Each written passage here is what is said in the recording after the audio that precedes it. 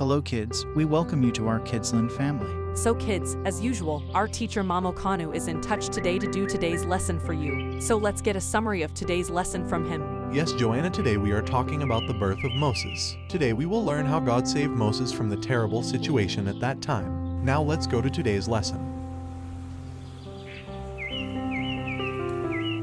The cradle that was rocked by a river. After Joseph and all the sons of Jacob had grown old and had passed away, their children's children grew in numbers until they became a great multitude. The Pharaoh whom Joseph had served also died, and the king who followed him did not like the Hebrews. He feared them because they had grown to be strong, so he set overseers to watch them and make them work like slaves. He treated them cruelly and made them lift the great stones with which they built the tombs of the kings and temples of the gods. He also tried to kill all the little boys as soon as they were born, but the Lord took care of them. Also, the king told his servants that wherever they found a baby boy among the Hebrews, to throw him into the river Nile. But the little girls they should save alive. There was a man named Amram, who, with his wife Jochebed, had a beautiful little boy whom they tenderly loved. They hid him as long as they could, and then when he was 3 months old and she could hide him no longer, she made up her mind to give him into the care of God. She made a little boat, or ark of stout rushes, that grew by the river. She wove it closer than a basket, and then covered it with pitch that the water might not enter, just as Noah covered the great ark before the flood.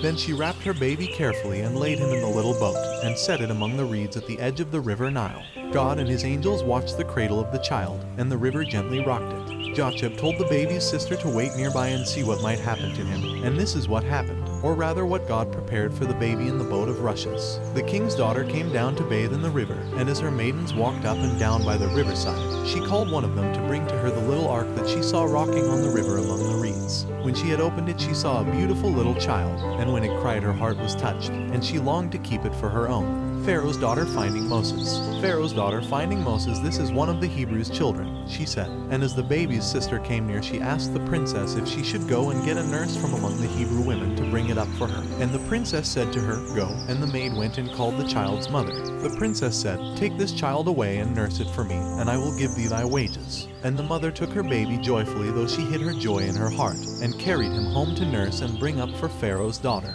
And the child grew, and when he was old enough, his mother took him to the king's palace, and he became the son of the princess. She called his name Moses, which means drawn out, because she drew him out of the water.